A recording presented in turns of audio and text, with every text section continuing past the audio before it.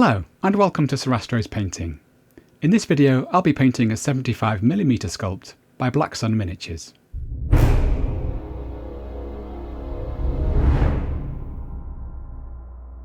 About a year and a half ago, I decided I'd like to paint something at a larger scale for a change, so I picked up a couple of 75mm sculpts from Blacksun Miniatures, as well as this beautiful bust by Bold Miniatures, and I finally got round to painting one. During the video, I'll be discussing the planning, basing and painting of the miniature, and you can of course find chapter links to the various stages below. Before we start, I'd like to acknowledge a couple of sources of information and inspiration that helped me with this project. For ideas on scenery, settings and plinths, I found these two books from Scale 75's Minipedia to be very useful, especially if you've never worked with a plinth before. I also found Vince Venturella's recent tutorial on forest basing to be as helpful as always. And finally, it's hard to escape the influence of the wonderful Sergio Calvo, who worked on the box art for the figure, even though I went with quite a different colour scheme for mine. And I also took inspiration from the incredible non-metallic metalwork of the Russian master Kirill Kanaev. Let's begin. Here you can see that the figure comes in several pieces. And I'm just cutting off any excess bits of resin and sticking the parts together with white tack for now so I can get a sense of the model. I decided to mount this to a 60mm square plinth. This is from Dark Messiah bases. I think 50mm would also be fine actually, but I knew I wanted to do a bit of storytelling with the base, so I went with something that has a little more room. Here I'm just masking the sides of the plinth to protect it whilst we work. I then started thinking about what kind of person this was and what kind of environment he might be standing in. He could be quite a cursed figure as suggested by the concept art. He could be a soldier standing in the aftermath of a battle perhaps, with scorched earth and arrows in the ground, etc. But then I felt that given all the animal and monster skins we can see on the shield, arms and waist, I imagine him to be some kind of hunter, a bit like a witcher perhaps. At one point I considered placing a monster's head on the ground at his feet to capture the idea, but then I decided that a monster's footprint would be a bit more subtle and suggestive instead. I also decided at this stage to go with a simple complementary colour scheme where I could contrast the orangey tones of the terrain and the leather against the blues of the scaly arms, as well as the reflections of blue sky in the metalwork. Once I had the idea for the footprint puddle, I thought a slightly swampy autumnal environment would work well, so I started rummaging through my collection of dried twigs and plants to find some elements to include on the base. I decided I wanted to have a small tree placed behind the figure, with the eye then being drawn down, following the gaze of the character and slant of the sword towards the ground. Here I'm just using green stuff to stick the base of the figure down to the plinth, which gives me plenty of time to make fine adjustments to the position before it dries. Rather than have him standing on a random mound in the middle of the plinth, I thought it'd be more interesting to build the terrain up towards the rear, so he's kind of standing on a bit of a slope. For that I'm going to use some DAS modelling clay, which is a relatively cheap way of building up larger areas. And for the ground near the front, where I want a bit more refinement, I'm using some milliput. So here you can see me building the ground up at the back with the clay.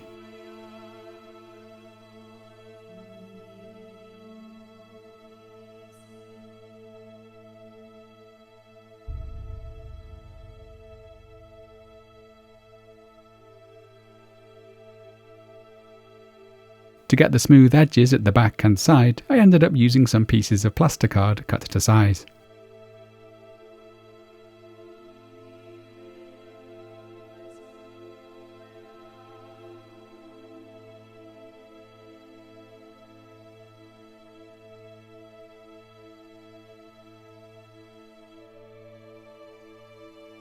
Next I'm mixing the two parts of the milliputs together, then building up the area at the front.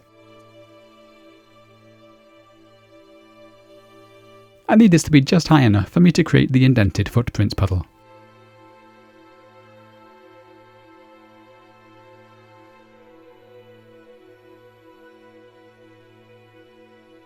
I'm now sculpting the footprint using both ends of a modelling file.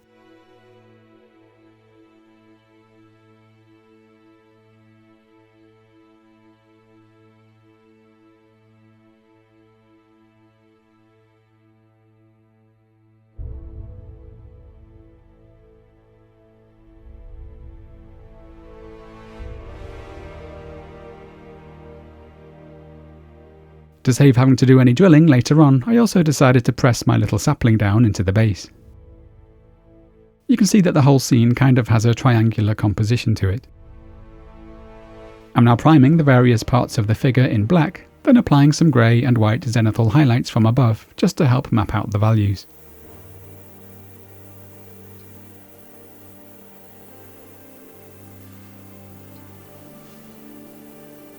I also primed the base, although it's not necessary at this stage. To create some texture for the base, I'm using AK Interactive's Muddy Ground, taking care not to cover the spots where the feet are going to be glued down, which I've protected with some white tack for the time being.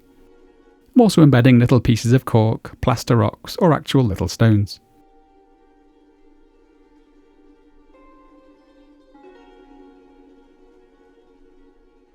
Once dry, I then added various bits of forest litter and debris. This could include dried twigs, tea leaves, pressed leaves, basing gravel, basically whatever you like to create a nice variety of textures. I'm using some thinned Mod Podge to stick these down.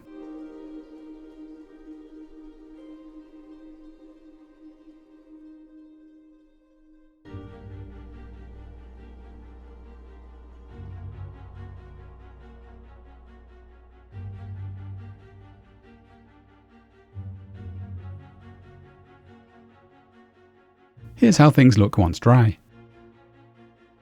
We're now heading back to the airbrush booth to prime the whole lot in black, and use some grey and white to bring up the values.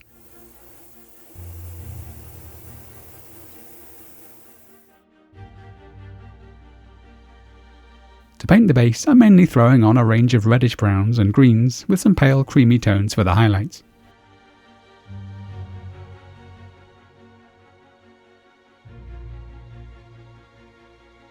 My aim here was just to get plenty of organic variation, whilst maintaining an overall orangey brown look.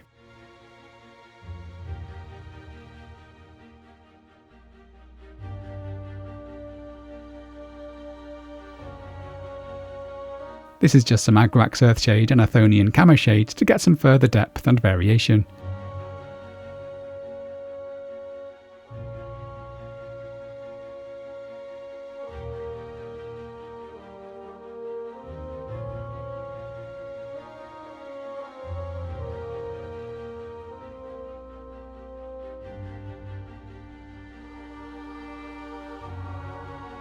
I also had a little play with some inks, mainly the Inktense Lime and Ochre.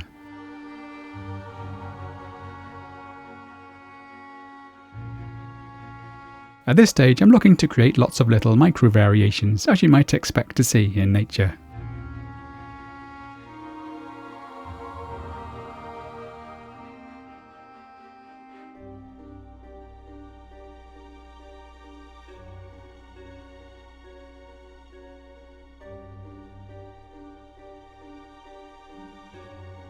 Grass flock mixed with PVA is a nice way to create mossy textures.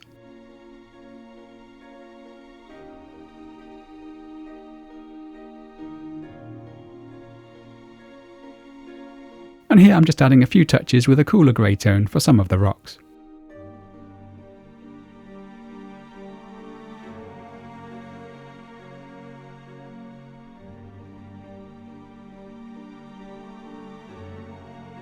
I'm now going to fill in the puddle using Soilworks water and puddles, which I'm mixing with a touch of Gobi Brown. You could of course use whatever resin product you like for this.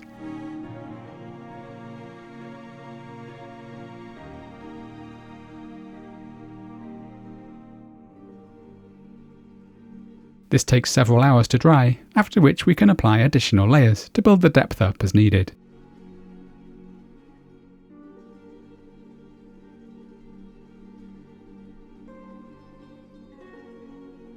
I'll be returning to add some additional foliage and a final bit of resin later on. Let's now look at how I painted the figure. I started by painting the face, and for the eyes I began with a mix of black and red to form what will be the dark lining.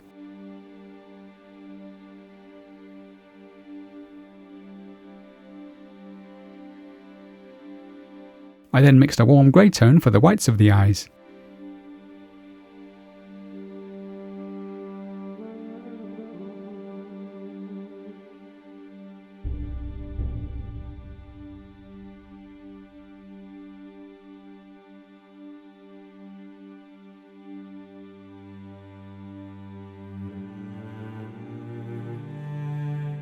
And then using a dark grey for the iris and pupil.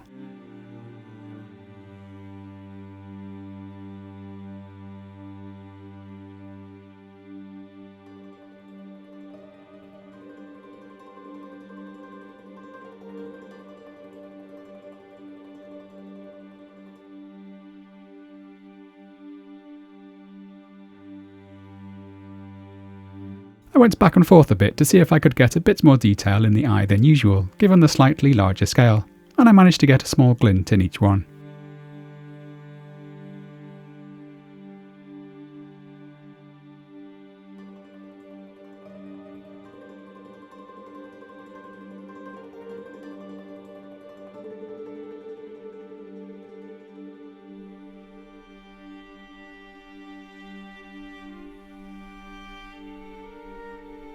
Next I blocked in the tones for the hair using green-grey, blended into some vanilla white for the highlights.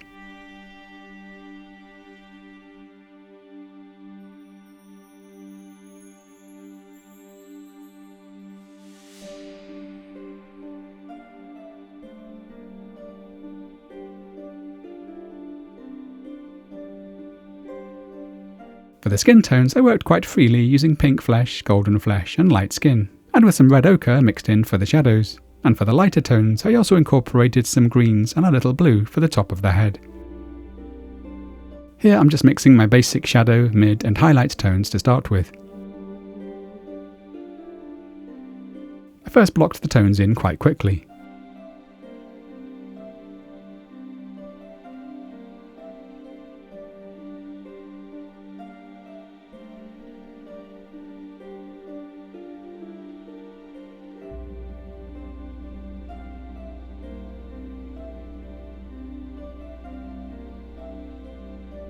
Building off the zenithal highlights here really makes it pretty easy to establish the main values.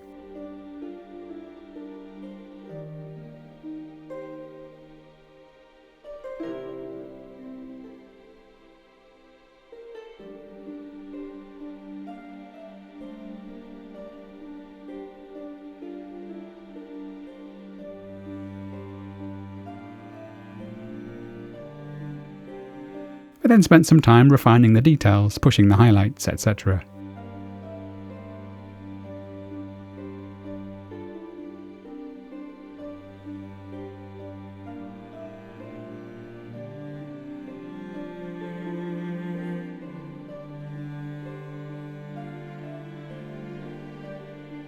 This was quite an easy and fun face to work on, as it's somewhat angular, and there's quite a clear profile of light and shade to work towards.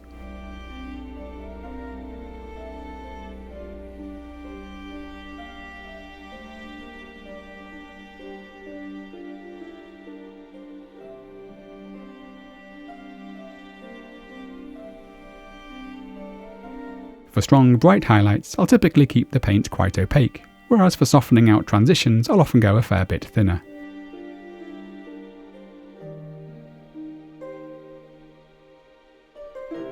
Here I'm just pushing the highlights on the hair.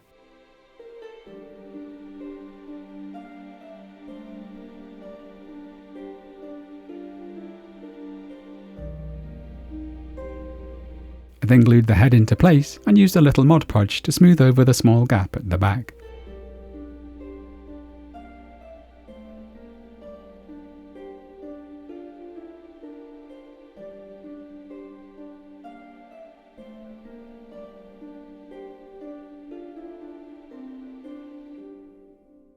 For the rest of the model, I thought it was best to leave the armour till last in case I wanted to incorporate colours of the surrounding leather in the reflective surface. So here I'm just starting with a dark mix of burnt umber and black for the upper legs. And these are the main colours I chose to play with for the leather around the waist. You can see I enjoyed working quite freely here, starting by wet blending the initial tones on.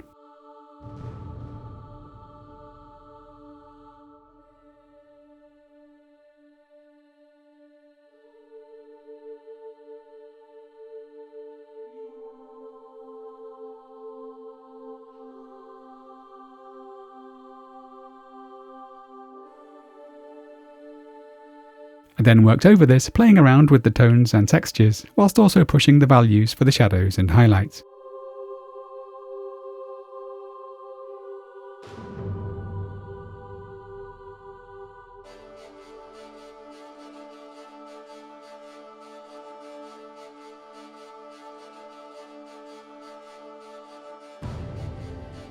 I also used some dark brown ink for the darkest areas.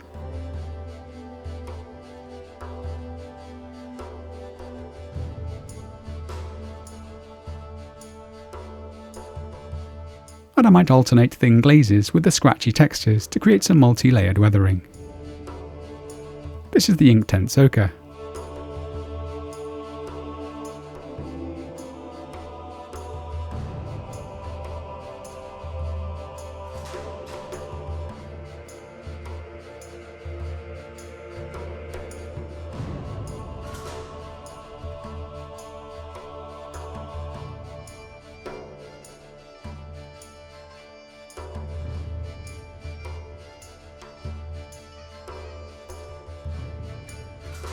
We also use the same rough tones for the straps on the inside of the shield.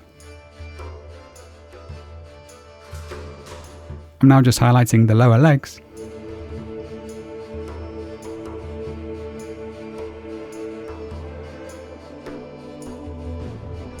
and I'm using some grey tones to pick out the little studs.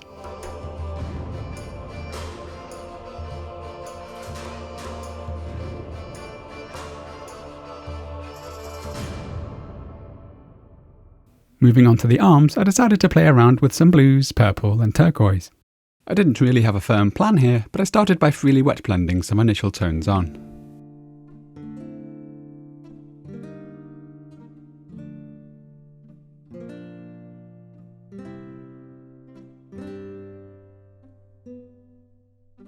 I then went round painting some of the individual segments using a range of different hues from the palette, before adding some highlights.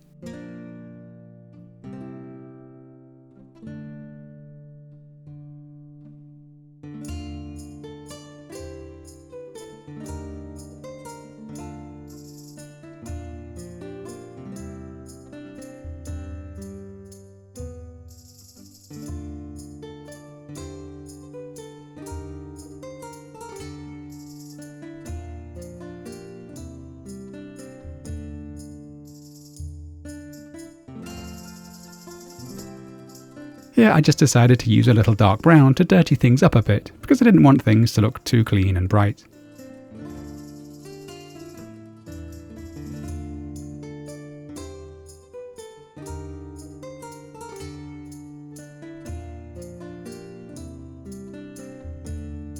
For the inside of the shield, I just improvised a little with various tones from the palette. It's not exactly an important focal point, but I did want to create a bit of a battered texture to add character.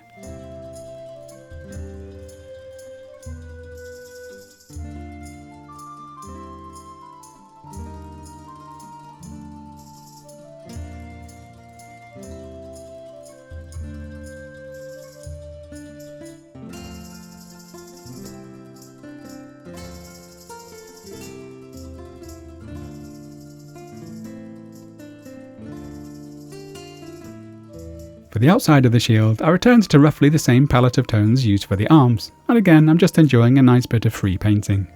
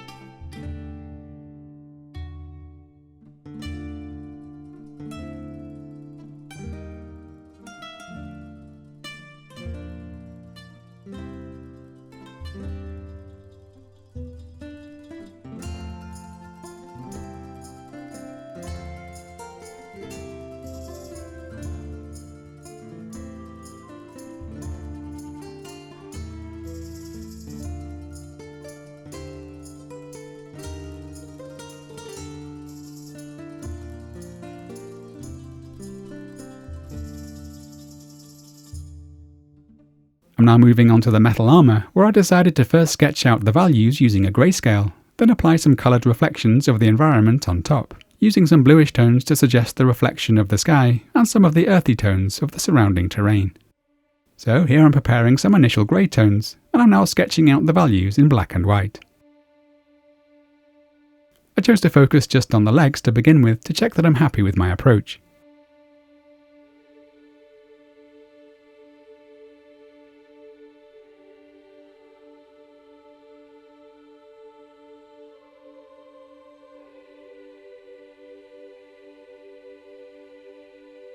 One of the advantages of creating a rough black and white sketch like this is that it allows us to work with a greater sense of freedom and confidence, because at this stage it's still very easy to assess things and make changes until we're happy with what we've got.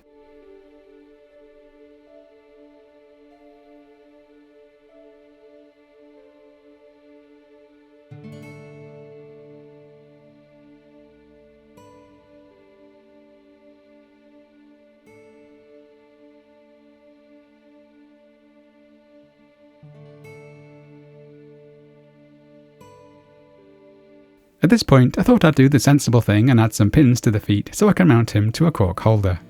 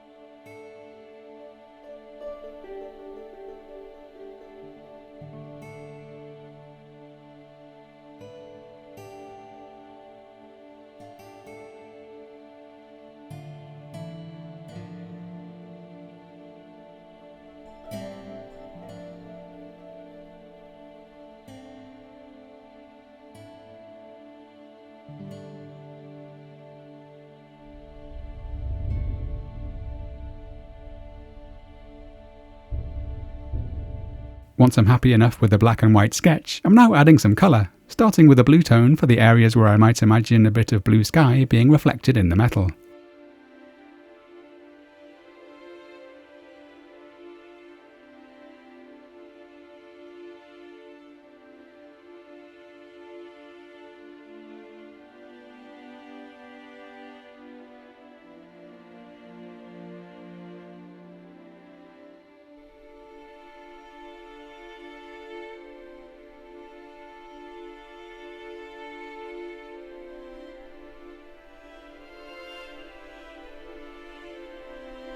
And here I'm starting to play with the various shades of brown to show the reflection of the earth.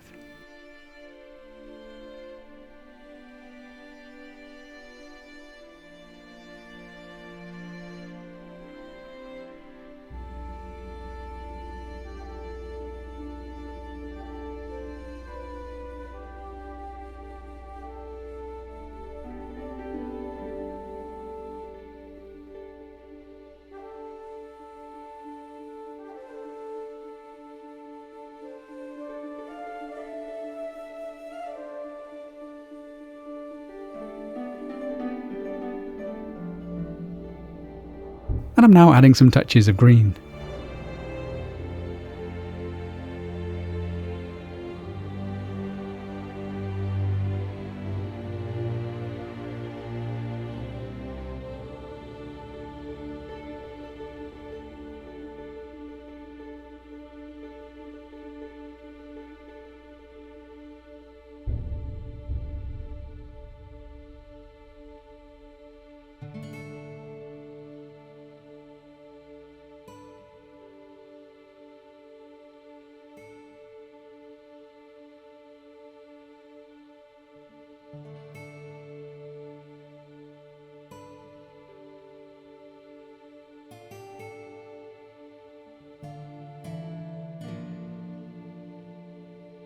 I'm also placing the shadow being cast by the leather.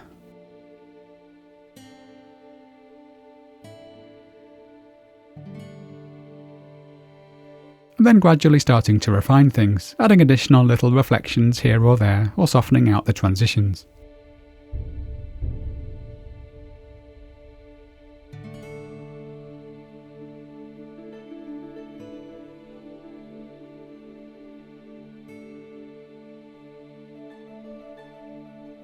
I'm certainly no expert when it comes to non-metallic metal technique, but it's a style of painting I just feel drawn to and enjoy very much.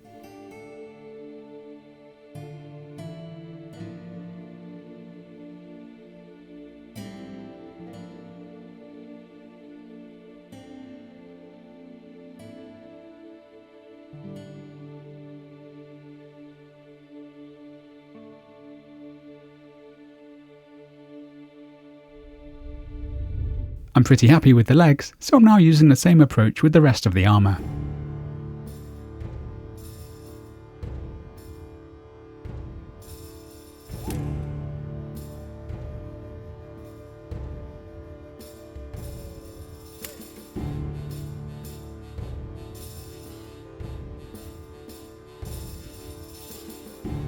Here on the shoulders, I thinned the black down a fair bit, just to try and reveal some of the details, which I found to be a little vague in places.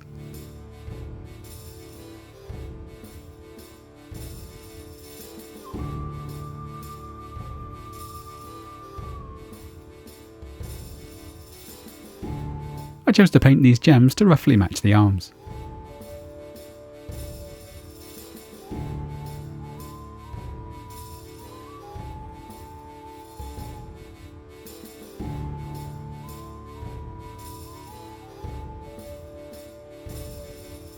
I also painted these little decorative details using the non-metallic metal tones.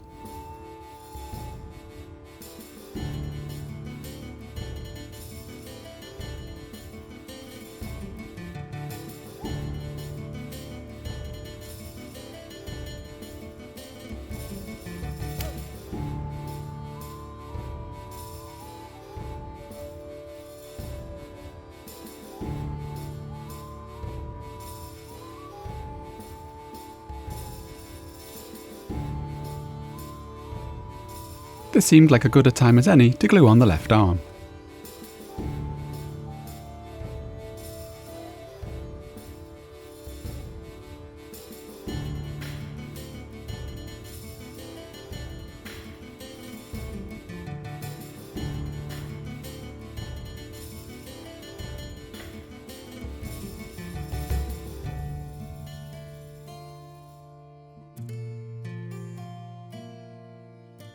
This is just a little reflection of the upper arm on the torso.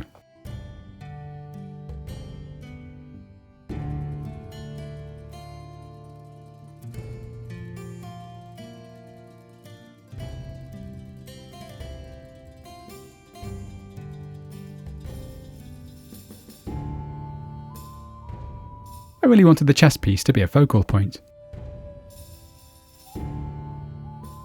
Along the way, I also added some little nicks and scratches.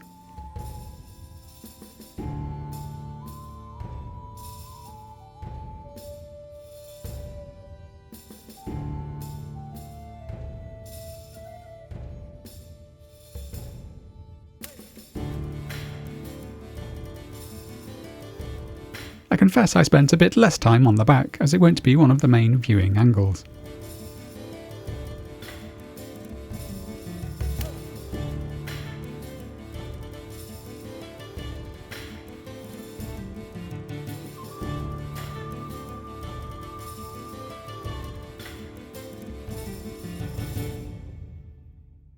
I'm now painting the sword, where I'm first placing some bold highlights along the upturned flat of the blade.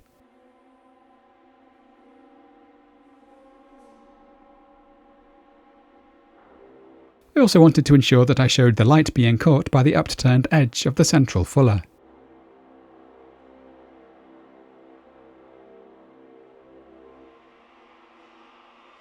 I then began using some slightly thinner layers to begin softening out the transitions and pushing up the brightness of the highlights.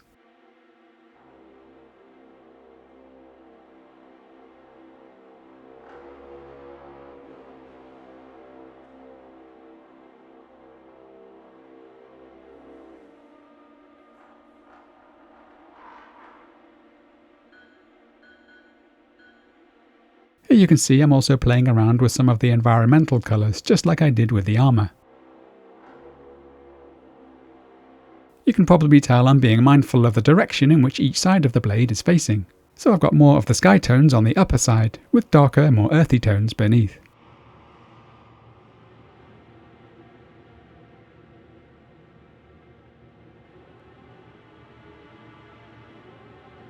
Once again, I'm really trying to ensure the central fuller is nicely articulated, even if it's a little notched and uneven.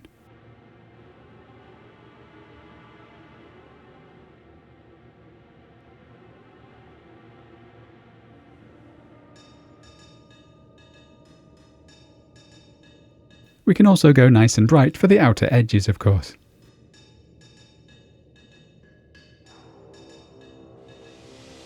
One of the reasons I love these paints so much is for their versatility. Their density makes them great for adding sharp highlights like this, but they also thin down beautifully when layering or glazing.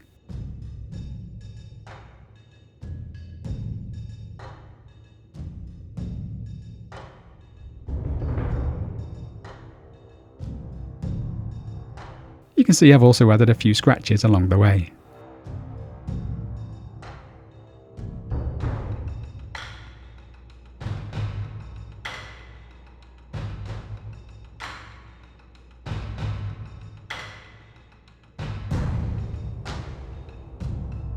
I'm now just painting the little skull on the wrist.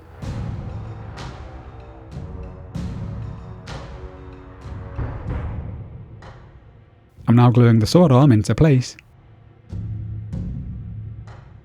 And I'm now fixing Kainan to the base.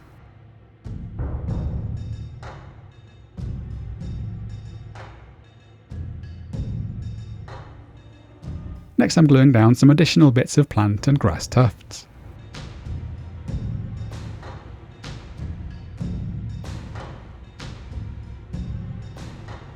These natural materials are obviously quite delicate. I think if I was planning to make something that needed to travel anywhere, I'd probably want to use something a bit more sturdy.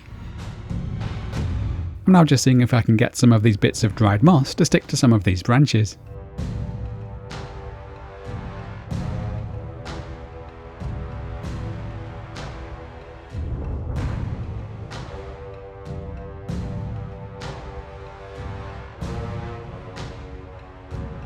Here I'm just adding a few spots of mud to the armour.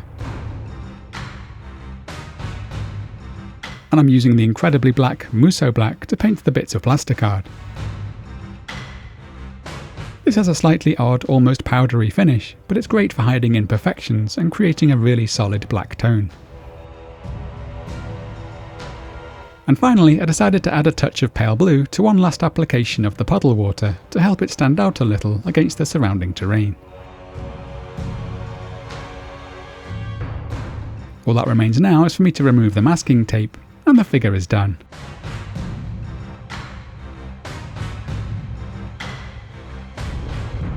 Thank you so much for joining me. I do hope you've enjoyed the episode. As usual, you'll find a full product list in the video description, along with all of the places I can be found online, including Spotify, if you enjoyed the music. My sincerest thanks as always go to my amazing patrons for funding this work. I really can't thank you enough.